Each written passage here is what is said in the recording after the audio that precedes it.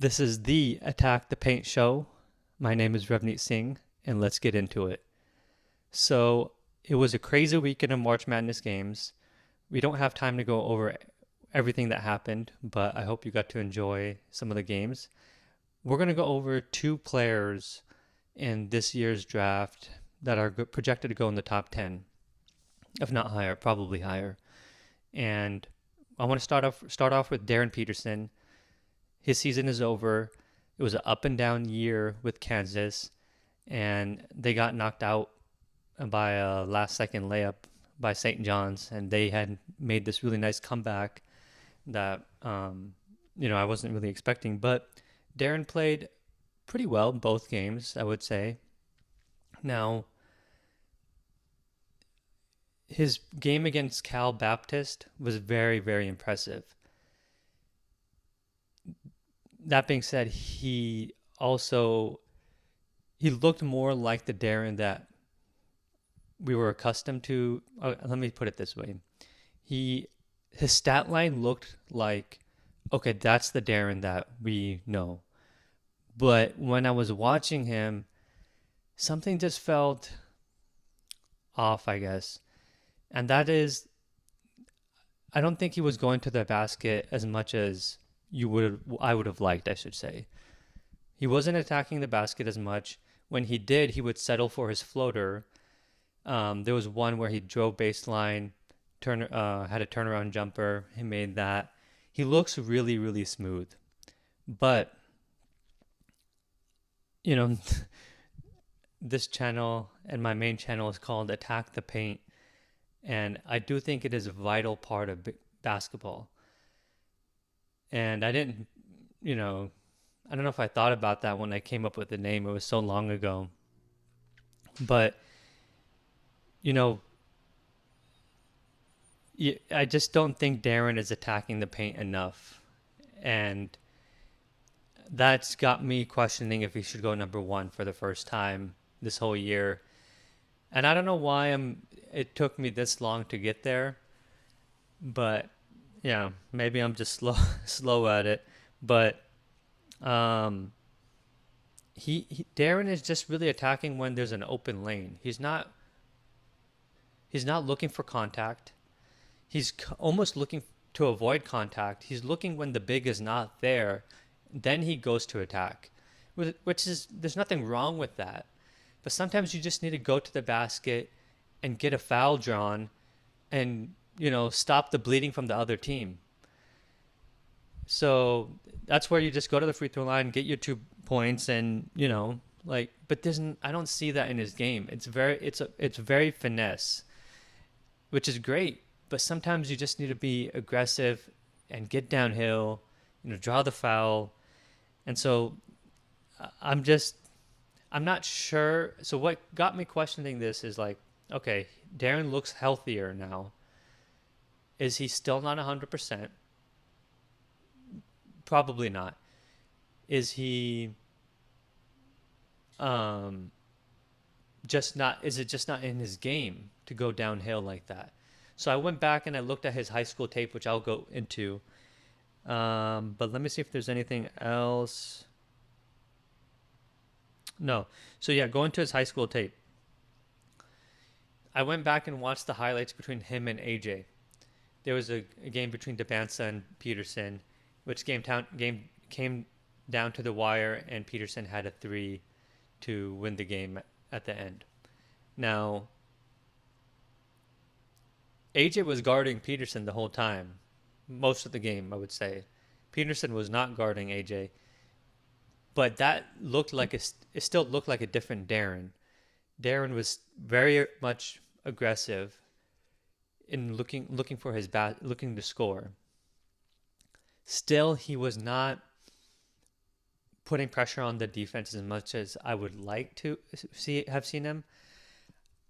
And so there was even a time where I remember seeing Darryn looking at. So yeah, there's this clip where he gets past his defender. There's a big who's not really tall. There's a big in the paint who's not even looking in his direction. And the big is focused on something else. he should be focused on Darryn, who has the ball.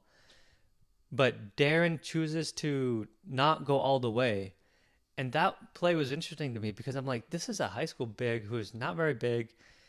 And then, I'm like, so then I went back and looked at more of his high school tape, and I saw a mixed bag, I would say. There were times where he was more aggressive, and there were times where he was also avoiding contact. He would settle for his floater. So I remember maybe seeing more clips of him, you know, dunking the ball and going all the way. And I think I maybe misjudged that. I don't think I judged it properly.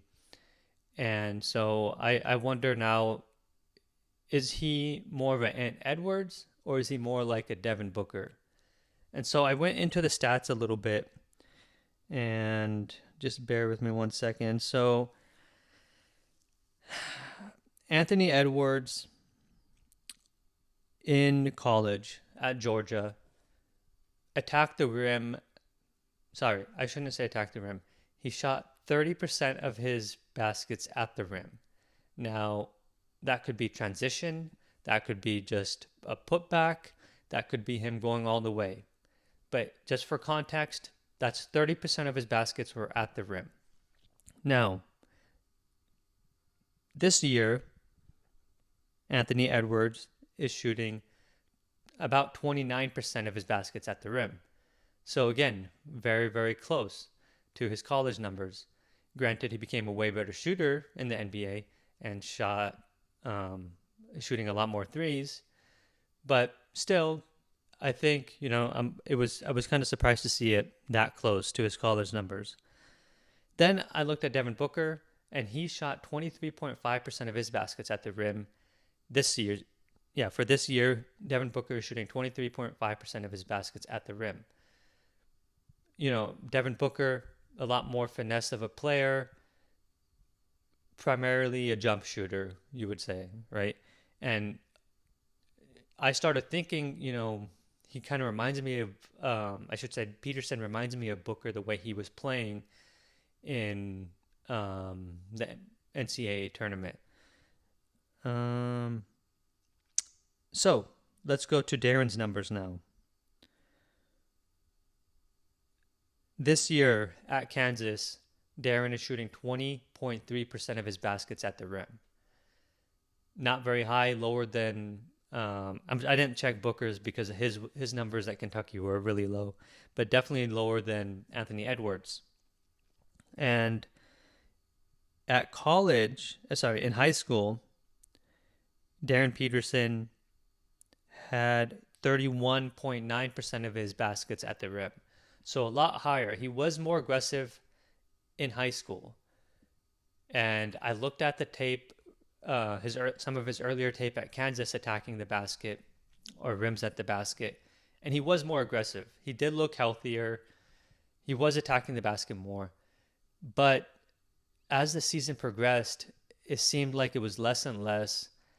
And I will say, though, his game against St. John's, he had 2 baskets attacking the rim.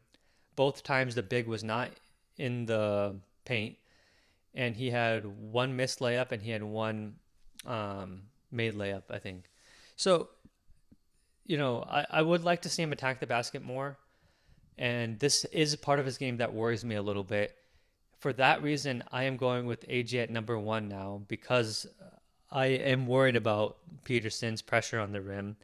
And just for context, AJ is attacking I keep doing that, but AJ's baskets at the rim, he's scoring about 41% of his baskets at the rim at BYU. In high school, it was 38.1%. So a lot more of AJ's game relies on points in the paint than Peterson's. And you could see it when you watch them play. Peterson relies a lot more on his jumper than AJ. Yeah. So, both players rely on their jumper, but I would say Peterson more for sure. So again, why is this happening? Is it just part of Peterson's game? I think yes. Is it also because of his injury? Also yes, because we saw Peterson attack the basket more in high school. Now, what should we expect from Peterson in the NBA? And this is a tough question to answer because he doesn't seem like he's trying to get contact. He's not looking for contact typically. He can, but he's also a little bit on the skinny side. He kind of reminds me, I'm not comparing the players, but he reminds me of when Jordan came out. He was a lot scrawnier. When Jordan faced those Piston teams, he got a lot stronger. So if you ever watch, there's a lot of clips of Jordan working out after he knew he had to get stronger to beat those Pistons teams. So I do think Peterson needs to get stronger. I'm sure he will get stronger. It's just how much stronger. But he needs to get stronger and be able to absorb contact and not shy away from it. And I think if he's able to I think if Peterson is able to get stronger and absorb contact, I do think he is the better player at that point. If not, I think AJ is the safer bet to be the better player. So on my big board, I am changing it. I'm not changing it just based off this tournament. I am changing it because I, had to look at his high school tape and everything. So, yeah. So right now I have AJ number 1, Peterson number 2. Also on Peterson, they played Cal Baptist in their first game. There's this kid, Dominique Daniels. He looked explosive. He was not on anyone's big board that I saw, and he should be now. He should be a second rounder pick. So he should be a second round pick. He reminds me of Kay Felder, a little bit of Isaiah Thomas in his game as well. And that's such a high variance because Kay Felder played 2 years in the NBA, I think, and then went overseas and played in China and had a great career. There's nothing wrong with that. I mean, I could see something like that from this kid as well, Daniels, or I could see him becoming a bench player on an NBA team. Very explosive. He didn't shoot that well, but he led that team and made it a game against Kansas. So it's interesting. I think sometimes March Madness is able to bring these guys on the bigger stage and they could show off their talent. So I'm glad he had that opportunity. I wonder if he would have had that opportunity if, then made it to the tournament. I would suspect that NBA teams have him on their radar now, and I don't know if they did before. So I wonder. That's he was 7 for 23, 3 for 14 from 3, and still he had an impressive game. He had 25 points. Obviously, he got to the line and made 7 free throws. Now, the next player I want to talk about, Darius Acuff. He is jumping off draft boards, and there's just a lot of talk about him. And I'll try to find it, but there's even a clip. Let me try to find it real quick. Oh, here it is. Here, an anonymous GM has AJ DeBanza ranked number 1, Caleb Wilson 2, and Darius Acuff 3 on his draft board, per Mark Spears. Real quick on Acuff, I had one GM tell me today he's moved up into the top 3. Yeah, so real quick on Acuff, I had one GM tell me he's moved into the top 3. Peterson might be going a little bit down. He saw AJ as number 1, Wilson 2. So that is very interesting. I don't know how much of this is true, but if it is, I am actually not surprised that Caleb Wilson is higher than Boozer. We'll get into that. I have been watching a lot of Caleb Wilson, so we will get into that. But yeah, back on Acuff, I'm not shocked to see him at 3. I think he is created a gap between him and Flemings. I don't think it's. I understand if someone wants to put Kingston Flemings over him, and that would the primary reason for that would be because of defense. Acuff's defense is much to be desired.